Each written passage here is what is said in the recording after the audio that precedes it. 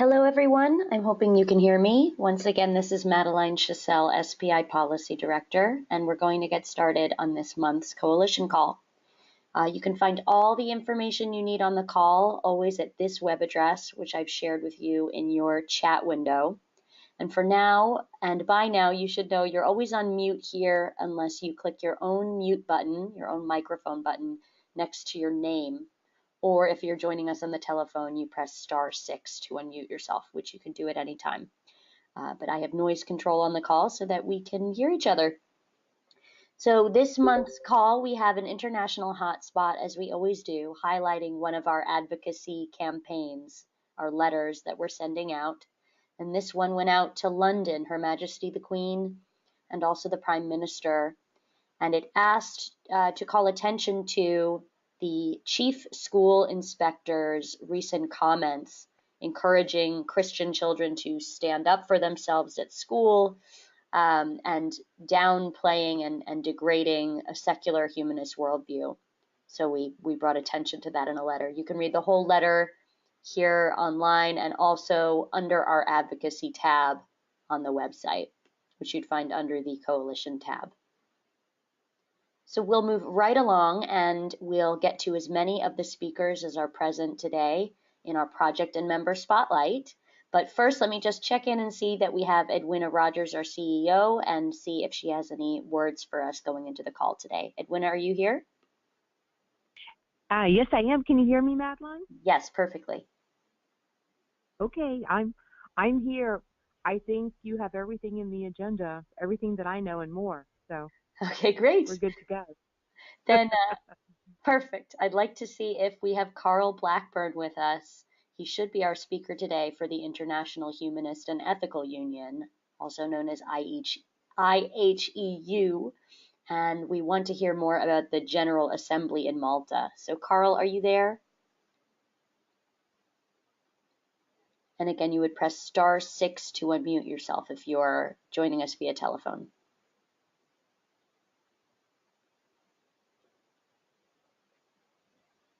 Okay, we will come back to Carl. Hopefully he'll join us later on the call. I know we have Bruce Long here. Bruce is going to speak on behalf of Memetic Planet, a platform for secular atheist, scientific, and philosophical critical thinking. Like I've never said that word before. Bruce, are you here? I know you are. So Bruce, just press that microphone button next to your name. Are you there, Bruce?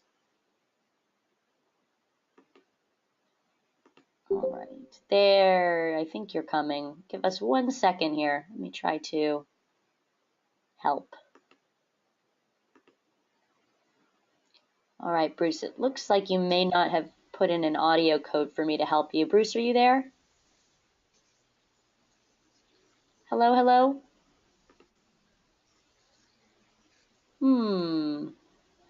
Okay, Bruce, I can also come back to you. If you can message me in the chat window, we can try to figure out if your microphone is stuck, or perhaps you're just busy at the moment. I can give the floor to Jason. I know you're here, Jason. Jason, are you having any trouble speaking up at the moment? Oh, I don't think I ever have problems speaking. There we go. So Jason has been updating us on all of our policy initiatives, all of the letters, and has a great rundown for us today about all the policies that are going on. And we even have a link to some of the actual records of these policies. But Jason, I'll let you take it. Thank you. Thank you. So what's been going on, this is heavily focused on the United States for my work this month, and it involves Religious Freedom Restoration Acts. I spoke about it a little bit last time, and I'm going to talk a little bit more about it this time. But with the Religious Freedom Restoration Acts, there's a complicated history, just a really short synopsis of this. There's been this debate in the courts and the legislatures, both state and federal, about the extent of the protection of the First Amendment's free exercise clause. And it's gone more towards strict separation, more towards accommodation. It's gone back and forth. For example, one of the first times this was really taken on when the Church of Jesus Christ of Latter-day Saints tried to set up their own country around Utah. They set up some laws to minimize that impact, including one to restrict marriage between two people. And they had a Supreme Court case that looked at the bigamy policies of the Mormons versus U.S. policy, and in that case, which was Reynolds versus U.S. 1879, they said to put your religious belief and doctrine above, you know, the law of the day is to make religious doctrine superior to the law of the land, and for a person to automatically excuse themselves because of their religious beliefs is to make them a law unto themselves. We skip ahead a century later, and we see situations with unemployment and religious accommodations. For example, there was a Supreme Court case involving a Seventh-day Adventist whose work schedule was shifted, and she was told that she had to come in on a Saturday, which of course that's her Sabbath, and she wanted unemployment insurance benefits, and she wasn't given them. She sued. It made it to the Supreme Court, and the Supreme Court said, in order for the government to substantially burden your religious exercise, it needs a compelling state interest narrowly tailored to achieve that in the least restrictive means possible. Well, then 20 years later, we had a situation in Oregon where peyote was completely verboten, couldn't use it for any purpose whatsoever. Some states allowed it for religious sacraments, others didn't. Two members of the Native American Church who use peyote as part of their sacrament were also employees at a private drug rehabilitation facility. They were counselors there, and they got fired because they tested positive for peyote. And they took this to the Supreme Court. It got all the way up there through the courts, and Antonin Scalia cited Morrison Waite in saying that you can't just put your religious practice above a neutral law that is general in its application, because that would put your religious doctrine superior to the law of the land and thus make you a law unto yourself. But Congress, which I mentioned a moment ago, how these things go back and forth between the legislature that creates the laws and the Supreme Court and other federal courts which interpret the extent of those laws, Congress came back and they re-implemented the compelling state interest test from the case about the Seventh-day Adventist. And they said that the government couldn't substantially burden your religious exercise without a compelling state interest, narrowly tailored, in the least restrictive means possible. And they said it was for a person, and I mean singular, person. And a couple of years later, a Catholic church tried to use a Religious Freedom Restoration Act privilege in order to expand its church in a historic district, in its town, and they were not granted the permission to do so because that would have altered the historic district. And so they took this case all the way to the Supreme Court, and the Supreme Court said that no, you can't do that because this is a state case. The Religious Freedom Restoration Act is specifically for the federal government and Congress, not the states. So then over the next 20 years, we had 20 states adopt their own Religious Freedom Restoration Acts. Those practically mirrored the original 1993 Act. But this becomes interesting because we have the Hobby Lobby decision, which extends religious free exercise privileges to closely held corporations. And that was involving the contraceptive mandates of the Affordable Care Act. The next year, the Supreme Court closed the book on marriage equality, and starting with the 2015 legislative session, we've had 17 states seriously consider, and a handful of them actually pass, more restrictive religious freedom restoration acts, mostly specifically focused on LGBT persons. These are the ones I'm going to talk about today, four in particular. One that didn't pass, but the governor of that state ended up trying to implement it via an executive order, which the current governor of the state rescinded and made a clear statement that Louisiana does not discriminate. It's not part of their values. Another is Mississippi. Mississippi has it's one of the most pernicious anti-gay religious freedom restoration acts that I've had the misfortune of reading. The links will be provided for these particular laws. Another one is for Tennessee. Tennessee changed its code determining whether or not licensed professional therapists could refuse service barring referral.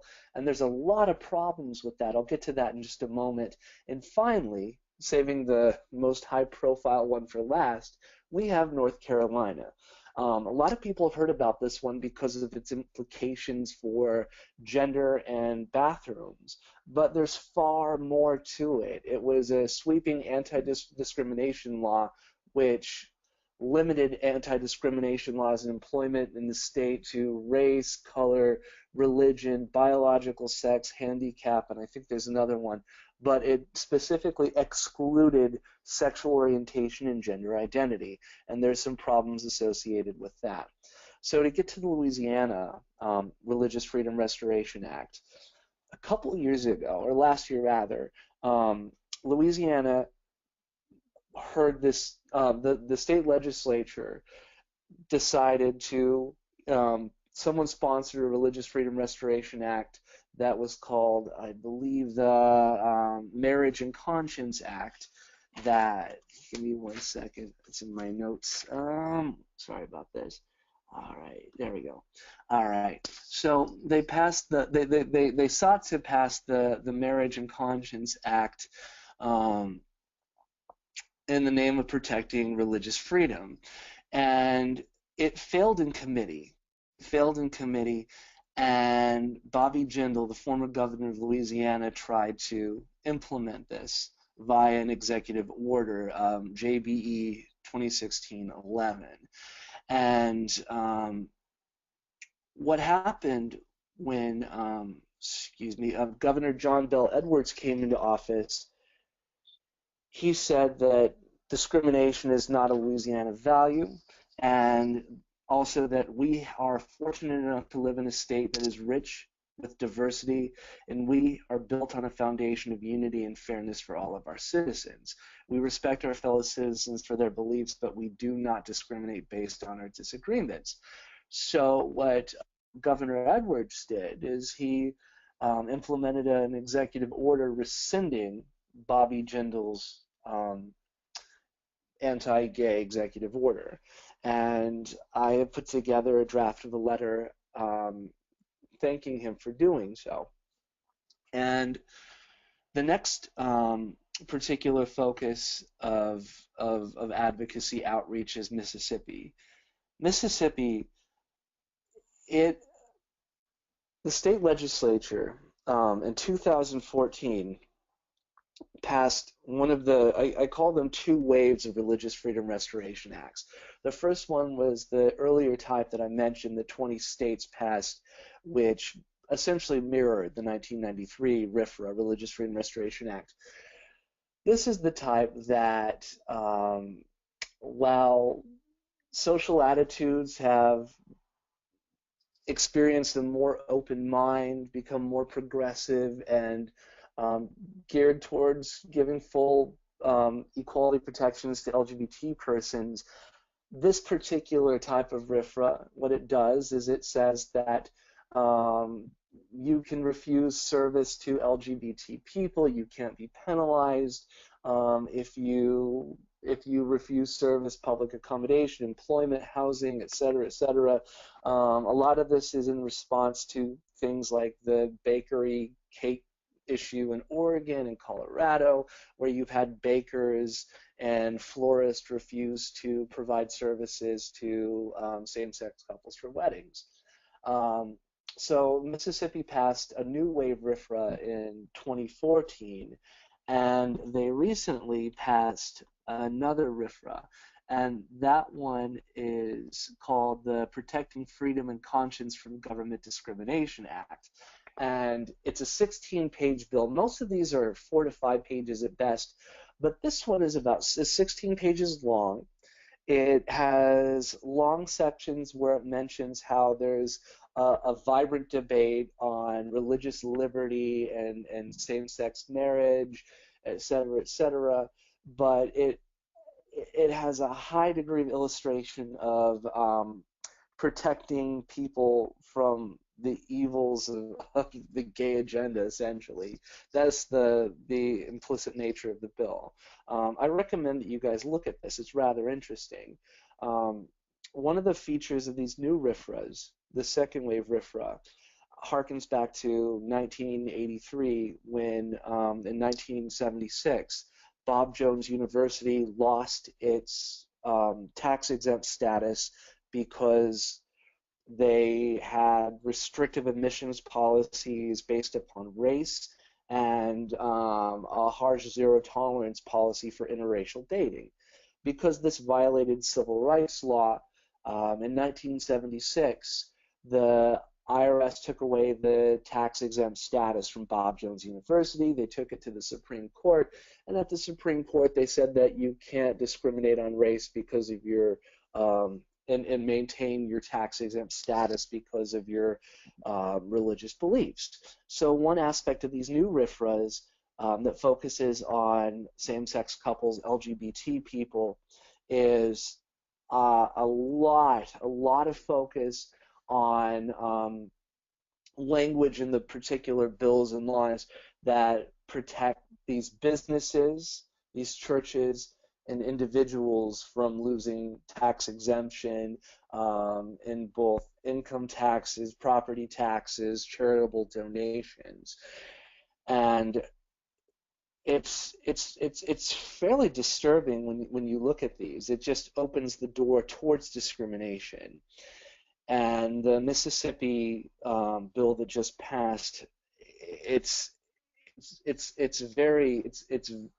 essentially goes out of its way to say that even if you're a state employee and off the clock and you're expressing your views and you're disparaging LGBT people, that you cannot be censured for that, et cetera, et cetera.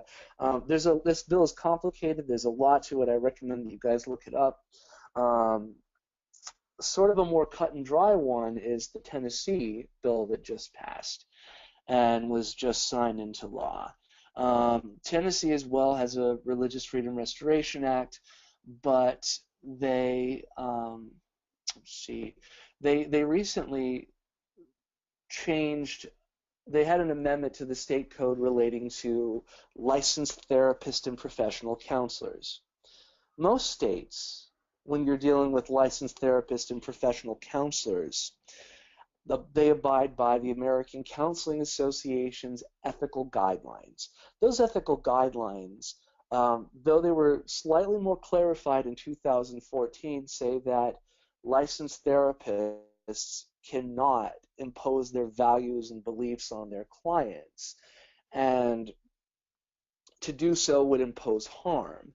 And it doesn't necessarily allow for you to, as a licensed therapist, refer someone strictly because the desired goals and outcomes of your clients would conflict with your personal, sincerely held religious beliefs or moral convictions. This amendment to the Tennessee Code does that, and it has broader implications beyond LGBT persons because, as the ACLU has called this, an almost unlimited warrant to discriminate. For example, if you are of a strong moral conviction against war, you could go and refuse to serve a veteran with PTSD so long as you provided a referral. And on its face, that may sound like the client and the professional wouldn't be suited well to work together, so maybe that's a good thing. However, 1/4 of the 6 million residents of Tennessee live in rural areas. These have implications such as What if your referral is 5 hours away? How are you going to reasonably receive care? On top of that, the ACA guidelines are clear, and Tennessee's code says that counselors have to abide by them. This also puts federal health care funds at risk in Tennessee. I have asked the governor to resist this in this letter and lead the charge for its repeal. There was also a bill in the Tennessee legislature that was going to mirror the particular HB2, the North Carolina bathroom law, as some people are calling it, but because of the blowback there, the sponsor of that bill removed it from the legislative calendar. So I want to move on to the North Carolina situation. You can read all these laws. I suggest that you do. I'm going to be working on a paper on Religious Freedom Restoration Acts to go over them so we can have some good information on it, because this needs to be written about.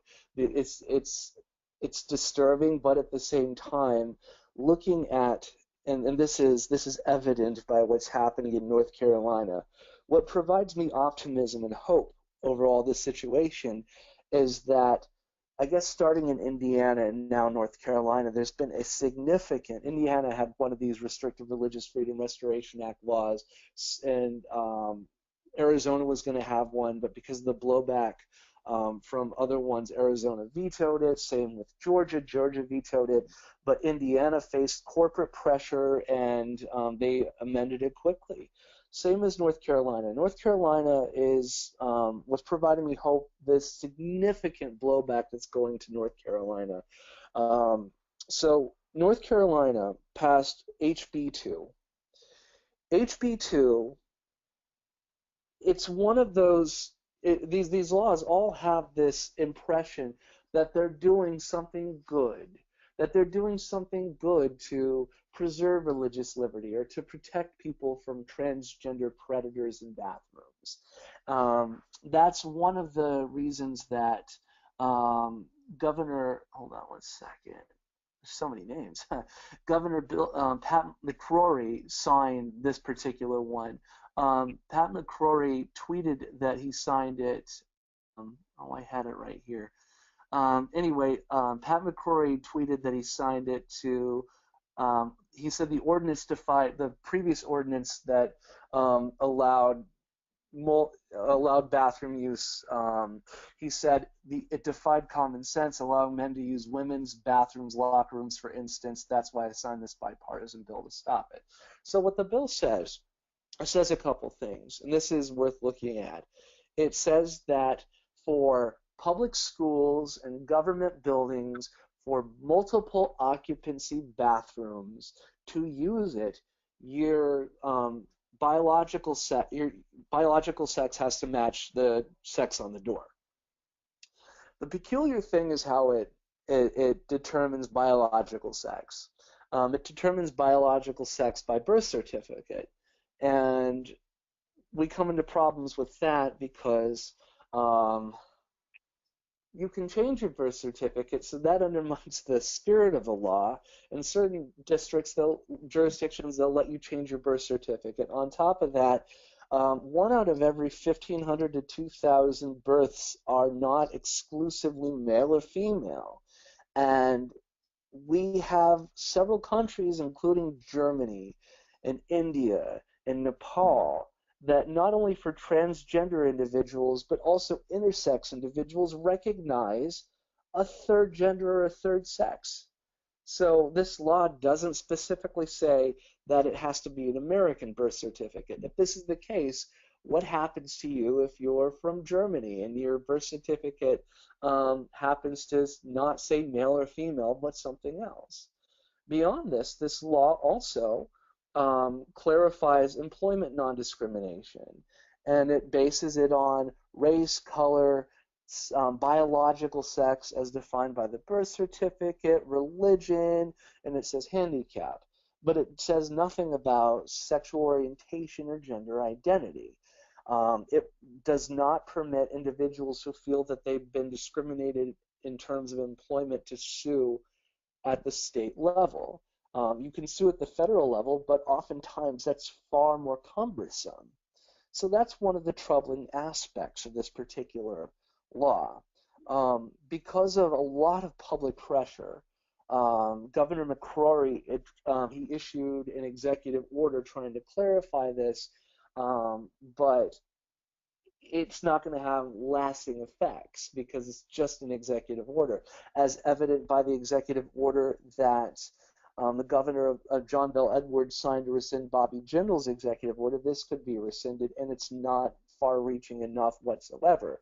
The ramifications of this particular law are just yesterday, the U.S. Department of Justice says that it's determined that this particular law violates the Civil Rights Act because it's sex discrimination. In terms of lawsuits based upon sex discrimination in these facilities, though this law set it up so you can't sue at the state level, a transgender teen in Virginia just was cleared, I think last week or the week before, by the Fourth Circuit Court of Appeals to sue for bathroom discrimination. So looks like that's going ahead in Virginia, which will have ramifications for, more than likely ramifications for North Carolina as well.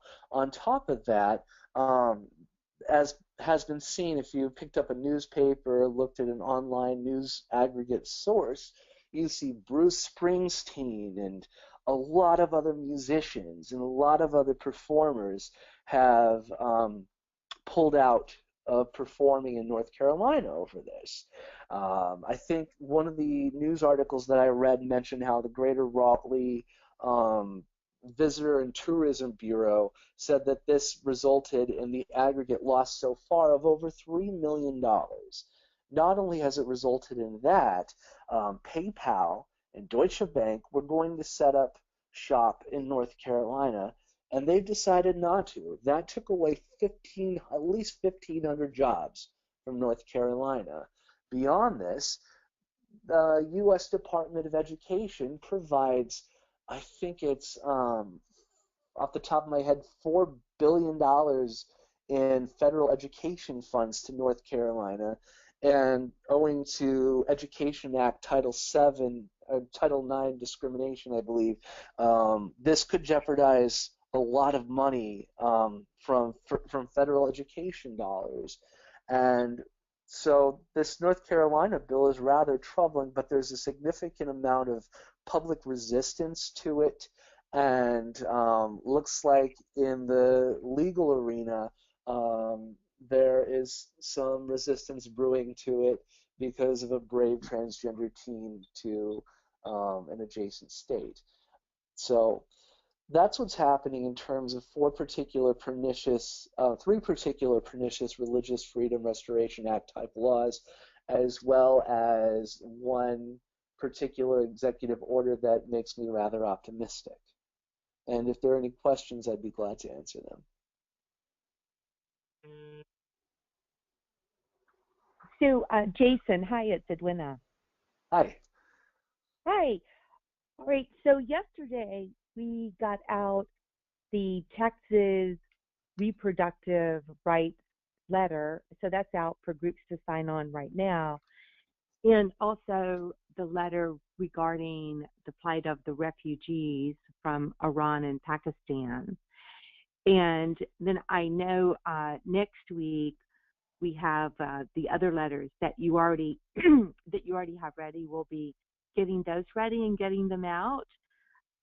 So they're the Mississippi situation that you covered, Tennessee, North Carolina, and did I miss one? I think there's another one. Oh yes, Louisiana.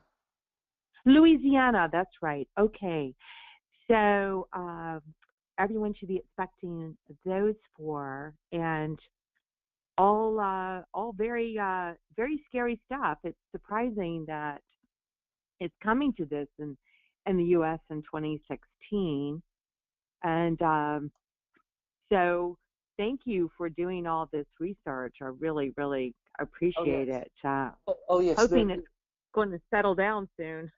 Yes. Well, there are two other updates that I just remembered. A while ago, I put out a letter because a Palestinian poet who's living in Saudi Arabia was arrested and sentenced to an extended prison term. Change.org, we put this out a while ago, but Change.org just put out a message online, a petition for people to call on the president to release Ashraf Fayyad. And I am glad this is picking up traction. On top of this, we put out a letter because an organization of law enforcement officials, after a sheriff was brutally gunned down at a gas station, asked to put "In God We Trust" stickers on the back, decals on the back of police and sheriff vehicles, and some have followed suit. But one local jurisdiction skirted that, and they are now doing a "We the People" sticker. And so, some good things are happening. And considering that these particular laws, these RFRAs, are getting less less dramatic than they used to, it seems like the opposition to fairness and equality is not doing so well. So that brings me some optimism and hope. Yes, and we do have some good results from the advocacy campaign letters. The Immigration Division for Homeland Security has opened up a case with regard to the Bangladeshi bloggers, and they have been sending us correspondence concerning that and asking more questions. We have a case number. Just got a letter yesterday. I haven't reviewed it yet, from the UN High Commission on Refugees. So we'll be sharing that with everybody and posting that. And we've gotten quite a few meetings with embassies around Washington, and other types of results. Like, we had tremendous good results with, remember, the Nigerian 9 campaign, where we had 9 people in Nigeria in one very conservative religious state that were sentenced to death because they had celebrated a prophet's birthday that was a minor prophet and not Muhammad. They're Muslims, and so they were sentenced to death. And we were working closely with their president and the federal government. As a matter of fact, the president was here in Washington when this happened, and I was able to get into a meeting with him. And through the Central Intelligence Agency and consultants here in Washington, they were working closely with the intelligence people in Nigeria and the central government, and they actually went in the middle of the night and kidnapped these 9 people who were sentenced to death from the state prison system and took them into a relocation program for them federally and internationally. So that was quite a roller coaster campaign, and we coined the Nigerian 9 term there. But so appreciate all your efforts, and looking forward to this comprehensive paper that you're putting together. Thank you.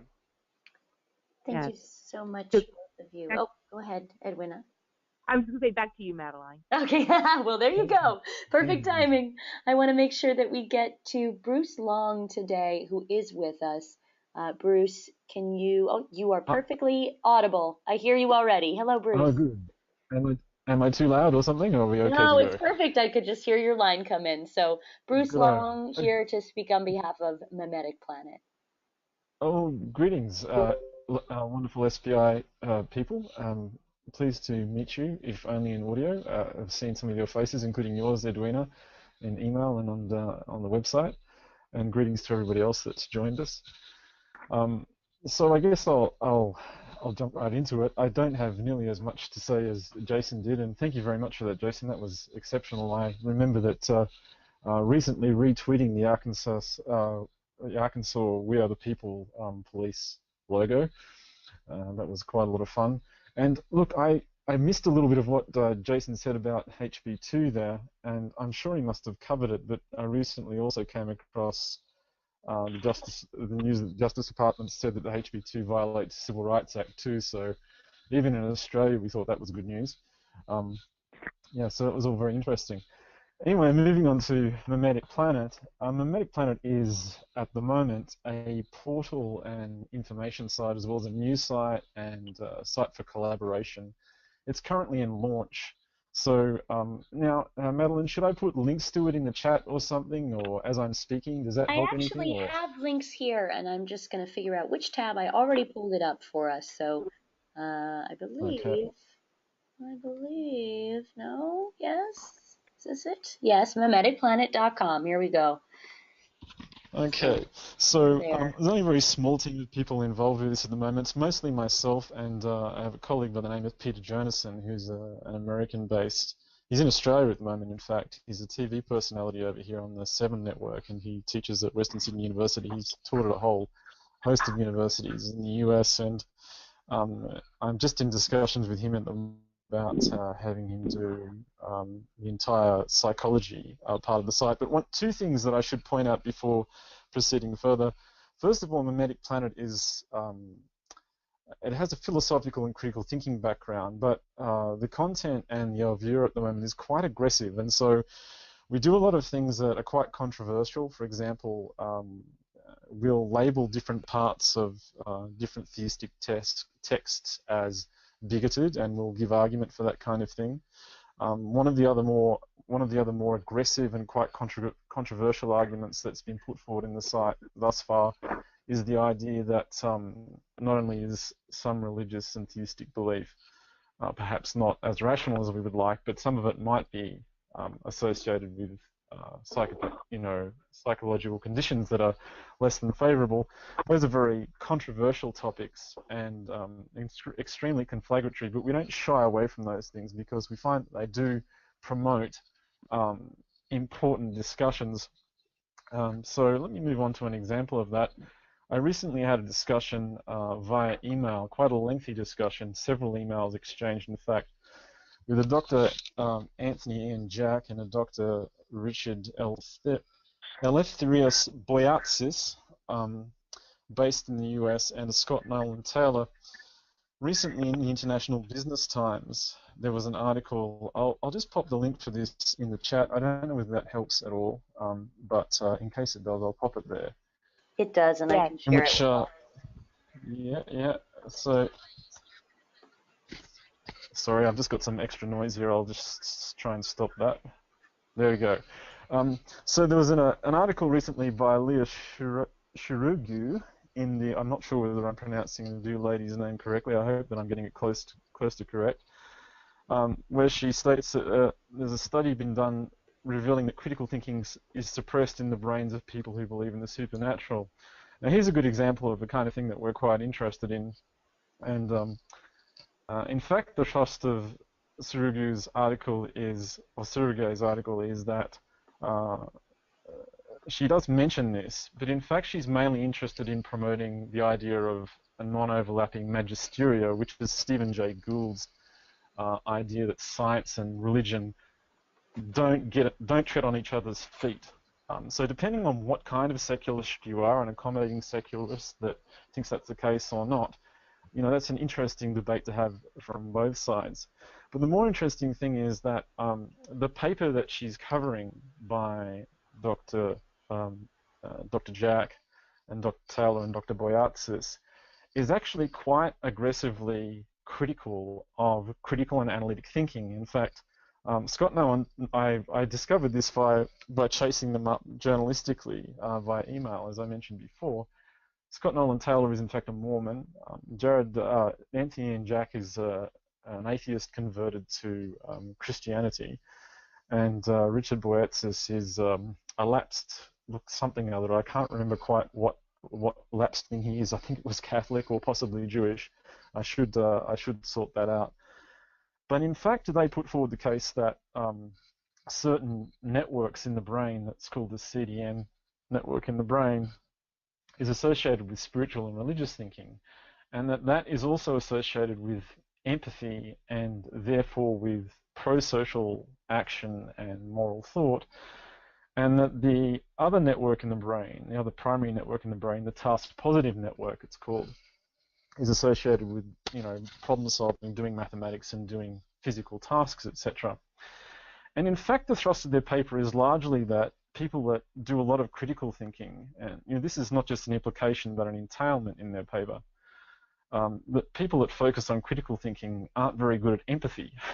So that's a paper that I attacked using philosophical argumentation and critical thinking techniques in one of the articles that's in the site at the moment. And my attack on that paper was quite aggressive, but I was very pleased that Dr. Jack has offered to do a response and to try and defend his position.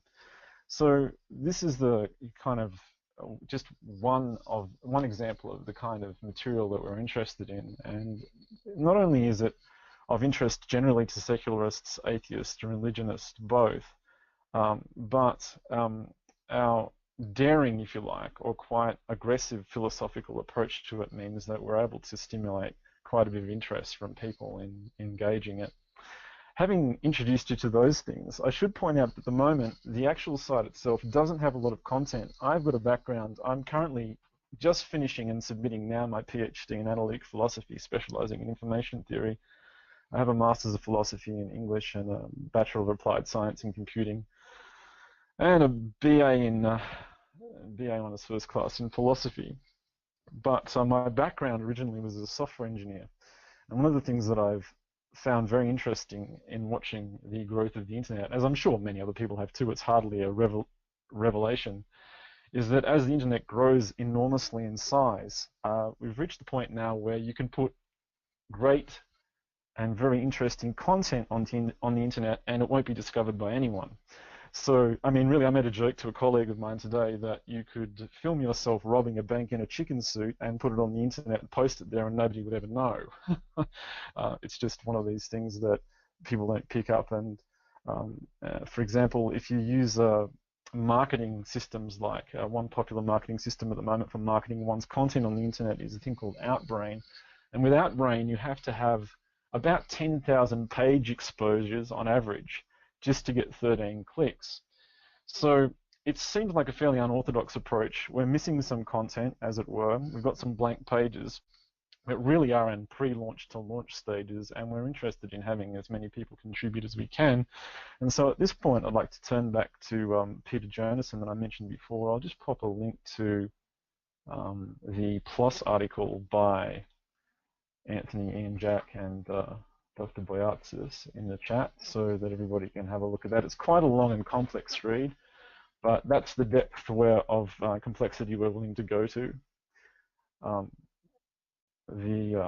And moving on now to Dr. Jonassen, I was going to say not only was our previous speaker speaking on different acts, but he's a hard act to follow. So, yeah, I just want to thank him again for his presentation. You're doing very great. smooth indeed. Yeah. So I'll just put a link to Peter's CV. I've got it here. It is quite important because he's a very interesting man. He's a nice chap, really nice chap. He appears on our Channel 7. It's one of our commercial television networks here on a morning program, and he does a special slot. So that's his CV there. I'll just read a little chunk out of it from the end of it. He's taught personality psychology, which is his specialty, by the way. He's interested in the dark side of personality, and he's won an award for that. Social psychology, evolutionary psychology, and introductory psychology at the University of West Florida and the University of South Alabama. He's now at Western Sydney University, which is not far from where I'm sitting now. I'm based in the Blue Mountains, about 40 minutes from the closest campus, where he specializes in evolutionary psychology, statistics, and research methods. In 2014, he won the IG Nobel Award in psychology for his research into the dark side of human nature, and he's introduced a concept in his latest work called the dark triad, which is quite fascinating. Peter's a very interesting chap to talk to, and he's expressed interest in doing an ongoing segment in the portal And I'd really like him to take over the whole psychology section, because I can do a bit of philosophy of psychology, but he is a world expert, and frankly, he outguns me in that area and as a professional in about every way that's important.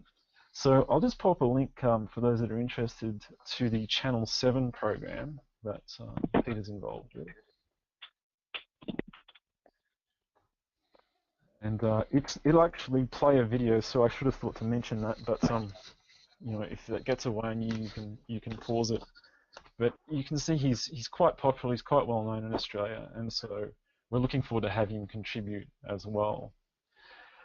So at this juncture, I think I've said largely most of what I want to say. We're in pre-launch to launch stages. Our content's quite aggressive. On the question of content, we're very flexible. So these portals and sites tend to be things that take shape over time. And the content, to a significant extent, of course, has to fit the audience that ends up being attracted. But it also has to suit the contributors, generally speaking. And so main contributors to the site have all got veto rights and an editorial sense over the overall oeuvre of the site. So if there are things in the site that they think are too controversial or too difficult to handle, then we can adjust that, especially at these early stages. But we certainly are looking for more contributors and writers. And obviously there's a focus on activism with the SPI and with the IHEU and with our previous speaker. And there's no activism listed in the Memetic Planet site at the moment. However, I am in the middle of penning a petition to the United Nations Security Council challenging Saudi Arabia's, it's not the Security Council, sorry, the Human Rights Council. I'm in the midst of penning a change.org petition to the United Nations Human Rights Council chairman and vice chairperson to challenge the membership of Saudi Arabia on the panel. I've done something similar to this before, but it was in a different format and had limited success. But this time I plan to work with a collaborator and anybody else that is interested, and that's quite a serious effort. That will be our first change.org petition. That's not something that you can see in the site at the moment, in the portal at the moment, but it should be visible in the next few days. So we do some activism that's not just of the critical analytical type, but the main thrust of the portal and the site, of course, is to vigorously, critically analyze different issues associated with secularism, and particularly the place, there's obviously a focus on atheism and new atheism there. We're a little bit apologists for that at this point, but again, that's something that can change over the course of time if it's deemed necessary and as we receive feedback and comments and what have you. So it's very early days yet, but Peter Jonason's interest and involvement is very exciting for us. We have a couple of other people that I can't mention yet because they're not quite as committed to the idea, but that are equally exciting in different ways, including, in fact, my own supervisor from the University of Sydney, who is one of the leading philosophers of biology in the world today. His name is Professor Paul Griffiths. He's a very interesting gentleman also. So, between Peter Jonason's contributions and interest and the up-and-coming discussion and defense of the paper by defense of his own paper by Dr. Jack, he and his colleagues' paper, we're heading into interesting territory, and we hope that the tone and the approach will work. It's intended to be quite challenging and quite, I hesitate to use the word conflagratory, but many people will find it that way. However, it's something that can be tempered and tailored as the need arises, over the course of time. Thank you very much for hearing me out on that, and I've enjoyed meeting you all and introducing you to Memetic Planet. Thank you. So Bruce, hi, it's Edwina Rogers. I have a couple of questions. So thank you for telling us about this and for sitting up in whatever the middle of the night there in Australia and calling in. I know that the call today sounded very U.S. heavy, but we've got some crazy things going on in the U.S. right now. But we do try to look after campaigns and issues around the world and just facilitate coordination among secular groups, of which there are about 305, of which quite a few from Australia are involved in the Secular Policy Institute. So a couple of things I wanted to mention. The campaign about Saudi Arabia being included in the Human Rights Council, we have a letter on that. We did an advocacy letter on that that Jason put together a while ago last fall, and a lot of groups signed on. So that's on our website. You can see who all's interested in that. And of course, Jason researched it for a month, like he does everything. And I'll look at that. Something very well done. So I want to let you know about that. But also, are you familiar with the Foundation on Critical Thinking in California? And Dr. Linda Elder is with that group. They have more than 40 publications on every possible angle on critical thinking. Dr. Elder has been to Washington twice now in the last year for congressional briefings, 2 and 3 days at a time, where we'll meet with senators and congressmen and staff people on getting more critical thinking in the U.S. education system. And then this last time, we spent a lot of meetings on getting it available to people who are incarcerated.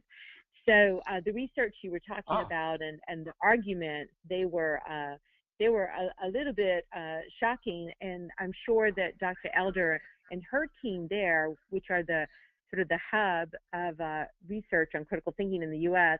And we also have a fellow out of Canada who's on our website, listed on our website, who has a book and a lot of interest in research out of Toronto, University of Toronto, on critical thinking. And so we would love to also, hook up with your experts down there, and, maybe some of them would like to be fellows, and we can work together that way. Yes. So it sounds like maybe you guys are trying to put together a blog that is maybe, would you say it's similar to the Free Thought one that is headquartered here in the U.S.?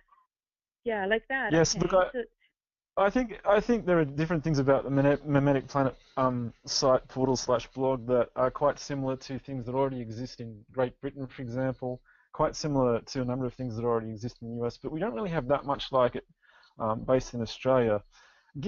Having said that, it's really meant to be more internationalist than anything, so we hope not to over-duplicate effort too much. So that, ergo, some of the points of difference I suggested, for example, some of the quite aggressive approach to critical thinking that's not normally regarded as, in some cases, politically correct, and in other cases as and certainly scholarly. I can when it needs to be, but we have a broad range of tone at the moment. I'm not sure exactly what directions that's going to go in. I know that there's an enormous library. I think the group that you mentioned a few moments ago, the Critical Thinking Institute, was it? The Foundation for Critical Thinking. Foundation for Critical Thinking. Yeah. Do they have an enormous library? Do they have one of the largest critical thinking libraries in the world? They have an enormous library on their website. Yes. Yeah. And we have. I'm here in the office, and we have hundreds of their publications of probably 20 different types that they let us use with congressional staff to promote critical thinking. Edwina, Bruce, I just want to hop in real fast. It's Madeline. We do have the critical thinking website up on the screen. I've shared the link with everyone in the chat window.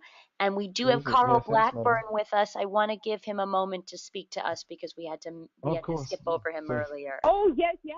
We've got the big event coming up in Malta with IHEU, so we want to hear from Carl. Sorry. Thank you. No, that's okay. Thank you both very much for your time and attention. Of course. Thank you, Bruce. Carl, if you can unmute yourself now with that little microphone on the left, we'd love to get a quick update from you on the Malta conference. Okay. Can you hear me? Yes, hello. Thanks for joining us. Hi.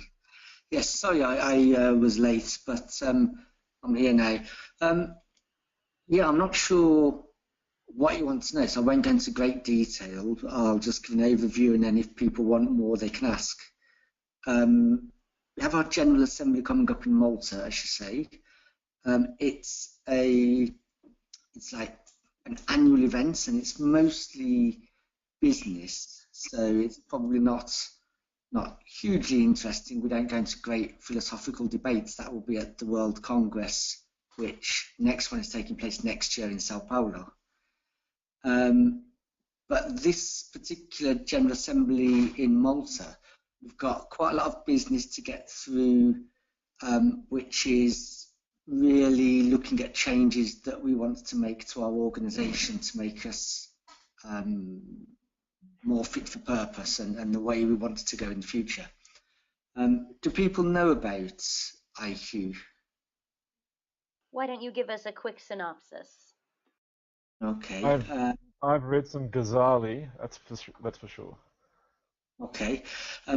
Basically, we're the we say that we're the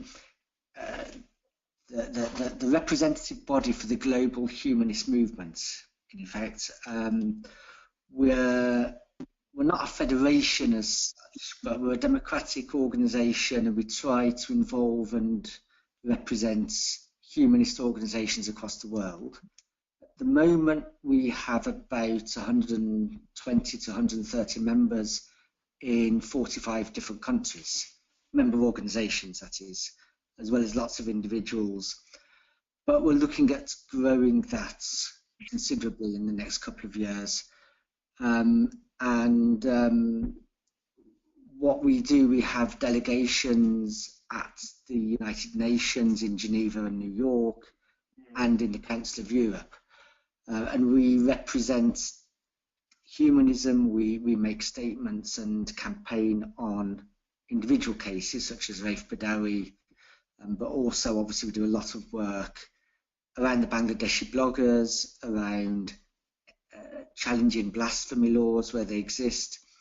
And we produce an annual report called the Freedom of Thought Report, which looks in detail at every country in the world and how they treat the non-religious. So in terms of blasphemy, apostasy, a whole range of factors. We don't have the resources to go into detail about things like some of the social treatment of atheists and humanists. So, for example, there's a lot which we'd like to do around the way people are treated in, you take the US, for example. On the face of it, it's a secular country, it has protections for non-religious people, and yet the way that people are treated is often discriminatory, and there's a whole host of issues which we'd like to deal with, but time and resources don't always allow. So that's basically what IHEU is and what we do. And we try to help people to set up new humanist organisations in different countries so that they can raise the issues and support people. And we're looking at working in different ways as well. So, for example, in terms of the Middle East, it's not always easy to set up a humanist organisation. It's physically very dangerous. So we're looking at how we can be better online and support people without them having to put themselves in danger. So there's a whole host of things there that we're developing. I should say I'm still relatively new in post. I was appointed as chief executive back in October last year. So a lot of the work has been systemic and getting some of our structures and systems tightened up, which sort of brings... Sorry, go on. Carl, I was wondering if you could tell us a little more about the Assembly specifically. Yes, I was just coming on to that now. So the Assembly, at the moment we have, I think, 96 delegates registered to attend, so it's going to be quite a large one.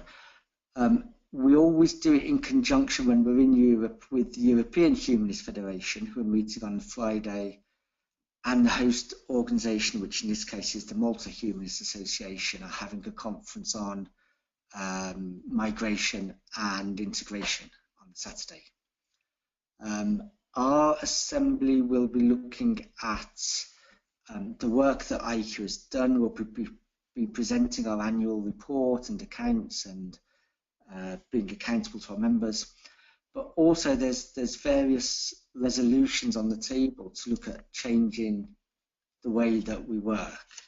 So, for example, at the moment our executive committee is 6 strong, mostly European and North American, and we want to broaden that out. So we're proposing to increase the number so that we have representation specifically also from Africa, Asia and South America, because we feel those regions have been underrepresented. We are also looking to turn the executive committee into more of a strategic board, since I'm now in post to do the operational side of things. And we're looking to directly elect the officer positions of president and treasurer and vice president, so that we're more democratic. So those are the main structural changes, really. Not going to set the world alight, it's not going to keep people awake at night, but will help us be more effective. Is the plan. I think that's mainly it in terms of the General Assembly. It's going to be a chance to network, to meet people. Obviously, one of the things, apart from the business, is it's great to actually physically meet humanists from other countries and see what they're doing, and there's a lot of peer support which takes place, and that's really, really vital, particularly in some countries where people might feel a bit isolated. You know, you've got countries, some of the African countries, for example, where we've got lots of good work going on, but it can sometimes feel a bit like you're working on your own. And so it's great to meet people from Europe and North America and elsewhere who are also doing similar things and can be very supportive. So that's it in a nutshell, I think. I don't know if there's any, I'm sure I've missed out loads of stuff, but if there's any questions or anything that people want to raise. Sure, Carl, I'm actually going to hold questions just a minute because I want to get one more quick announcement out from Doug Thomas, who is going to tell us about their relationship with the SCS and the new government. So, Doug, do you want to just tell us quickly, and then we'll have open forum for questions for all of our speakers from today. Doug, are you there? Oh, okay, there we are. Again, not losing my keyboard. I guess, I'm assuming you can hear me.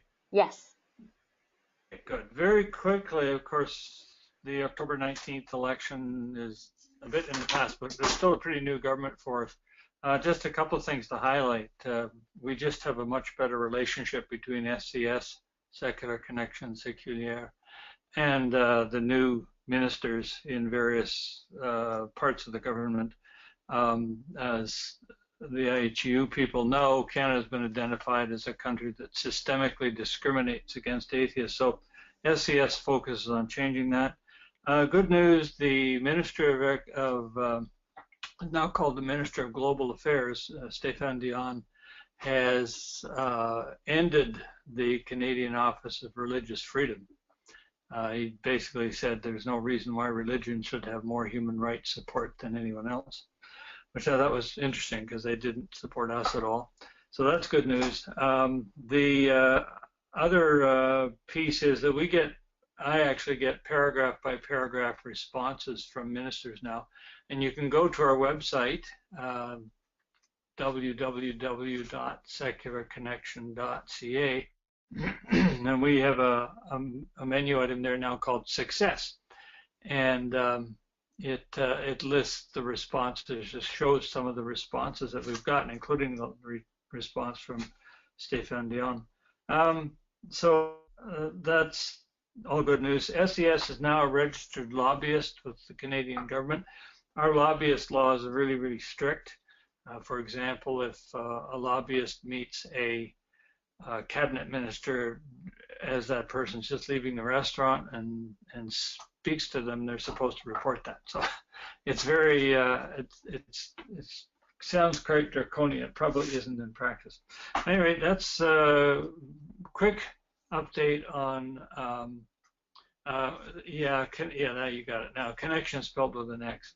That makes it bilingual, by the way. That's where we are, and it's been good news so far. So I don't know whether people have specific questions they have, but you know.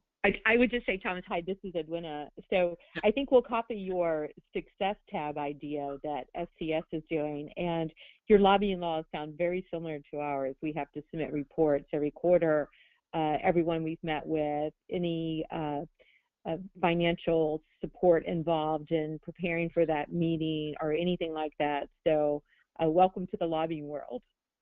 And for Carl, yeah, very simple. Thank you. Apparently our anti-spam laws are pretty similar too. We're running into a problem with emailing our ministers, our members of parliament.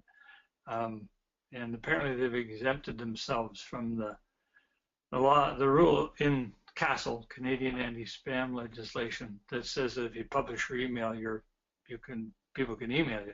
So apparently our members of parliament just exempted themselves from that, so we can't. So fortunately we get free mail. Anyhow, that's there is progress, and we carry on. Thank you, Doug. Thank you. And so, hold on one second. I just want to make sure I'm spelling this link for everyone properly. I'm still not getting the proper link. So third time's the charm. Could you spell for us the link to your website? Okay. I assume you got the three right. Secular, the normal English way. Connection is CONNEXION. Okay, 2 N's. That's what I did wrong. So third time's the charm here, folks. And then Edwina, please go on. I'm sorry I interrupted you. Go ahead. Yeah, I was just going to say a big thank you to Carl, and congratulations on your new post, and we appreciate you coming on to our monthly phone call.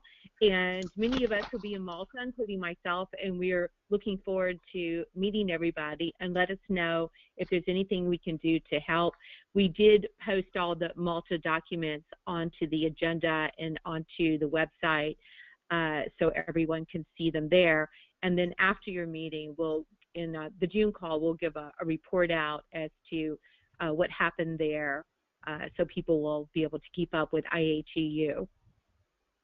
That sounds brilliant, and yes, I'm hoping to participate in more of these. And I don't want to sound overly sceptical, but obviously the kind of formal business of a General Assembly tends to be not the most interesting in the world. So my discussions will be much more around the actual work around anti-blasphemy laws and supporting individuals, which is probably far more interesting to discuss than policy resolutions. And we all love your new newsletter, so keep that up. That's brilliant. Thank you. Well, that's good to hear. Yes. And the site's very nice too. Yes. And connection is an excellent philosophy word. Lovely philosophy term. Yeah. Well, it works beautifully in Canada because it does mean connection in English. In French, it means something slightly different. It means like a nexus. So yes, correct.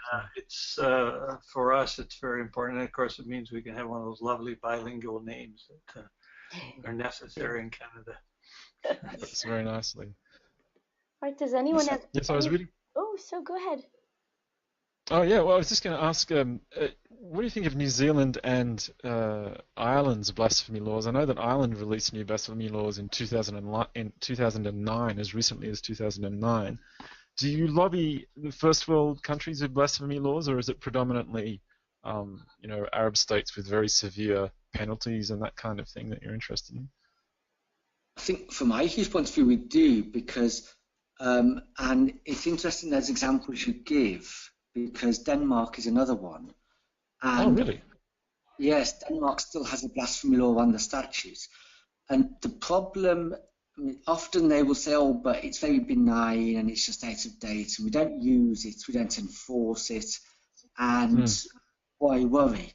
But actually, we find that states like Saudi Arabia and others use it as justification for their own and say, well, we're only doing what other people do, and why should we not have the same rights as others? And so, actually, I think it is important that those countries, even if they don't enforce them, and New Zealand often, we've had lots of criticism from New Zealand because of the rating we give them is quite harsh because they have a blasphemy law. Yes. But it's like, well, we'll get rid of it then. It's like you might have used it. Well, I agree. It does set a very negative precedent, doesn't it? Yes.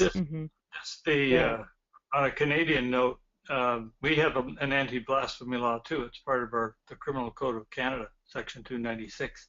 It has not been enforced, but it does two things. And Carl has just pointed out that it is something that Saudi Arabia and Bangladesh, quote, I actually wrote the High Commissioner to Bangladesh and said, this is the problem. Oh, well, you have one too.